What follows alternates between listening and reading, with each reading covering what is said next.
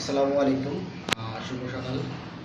আসলে আজকে আমি যে বিষয়টা নিয়ে কথা বলতে চাচ্ছিলাম, তো সেটা খুবই গুরুত্বপূর্ণ, বিশেষ করে আমাদের মতো বাংলাদেশিদের জন্য, যাদের আমাদের বুদ্ধি একটু হাঁটুতে তাদের জন্য। যে আমরা করি, এই থালা বাসন ধোয়ার জন্য আমরা বিশেষ করে ওই ওয়াশিং পাউডারগুলো ব্যবহার করি। সেটা যে কোম্পানির হতে পারে ব্যবহার করে। কেউ কেউ আবার গর্ব করে বলে আমি সার্ফ এক্সেল দিয়ে ধুয়ে। না, এগুলো তো করা যাবে না। আসলে এগুলো করলে তো আপনার ভিতরে অর্গানগুলো নষ্ট হয়ে যাবে রে ভাই। আপনাদের হবে ওই কিডনি লিভার এগুলো নষ্ট হতে থাকবে, ক্যান্সার হবে খুব তাড়াতাড়ি। আর বাংলাদেশে যে ভয়াবহ অবস্থা আমি দেখি, সেটা গ্রাম থেকে শহরে এবং ইভেন আমার বাড়িতে এরকম চলতো, কিন্তু আমি সচেতন এগুলো করতে দিই না অনেক দিন থেকে। এবং আমি যারা আমার পরিচিত এবং ক্লোজ তাদেরকে আমি বলি, নিষেধ করেছি। তো আমি মানে পুরা বাংলাদেশের সবার উদ্দেশ্যে আমি এই ভিডিওটা করতেছি এই জন্য যে আপনারা যারা সচেতন হবেন এবং এগুলো দিয়ে কখনো ওই থালা বাসনের ধারের কাছে যাবেন না। থালা বাসন ধোয়ার জন্য নির্দিষ্ট যেগুলো দেওয়া আছে সেইগুলো ব্যবহার করবেন।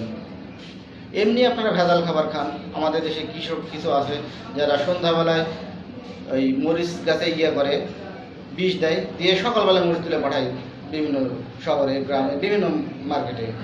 সেগুলো তো খানি ভেজাল, তার প্রত্যেকটা জিনিস তো ভেজাল খাচ্ছেনই, তারপরে আবার এইটা দেশে ডাইরেক্ট আরেক বিষ।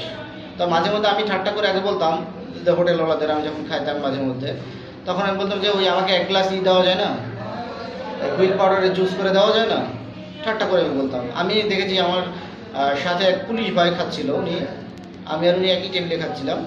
তো মানে খাওয়ার পরে ওনার ওয়াইফ কল করে, এবং কল করলে উনি খুবই খাবারটা ভালো হয় এই কথা ওনার ওয়াইফকে বলে।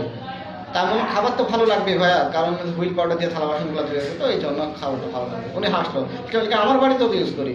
আর এই সারা বাংলাদেশি করতেছে। আমি কেন, আপনার একটা দায়িত্ব, এখন থেকে আর এটা করবেন না বলে। আসলে তাই সত্যি বলেছেন ভাই, এখন থেকে আমিও সচেতন হবো আর কি। তো আমি চাই যে সবাই সচেতন হন এই বিষয়টা। আর আমি এই বিষয়ে খুবই সোচ্চার, এবং আমি যতটা সম্ভব চেষ্টা করবো সব জায়গায় প্রচার করা এটা। আর আপনারা যদি ভিডিওটা অবশ্যই ইউটিউবে দেখে থাকেন তাহলে অবশ্যই চ্যানেল সাবস্ক্রাইব করবেন, আর যদি পেজে দেখে থাকেন তাহলে অবশ্যই সেটা ফলো করবেন। আর টিকটক বা লাইক যেখানে দেখেন না কেন ভিডিওটা অবশ্যই দেখবেন এবং শেয়ার করবেন, আশা করবেন। আচ্ছা, এই বলে আমি আমার বক্তব্য শেষ করছি।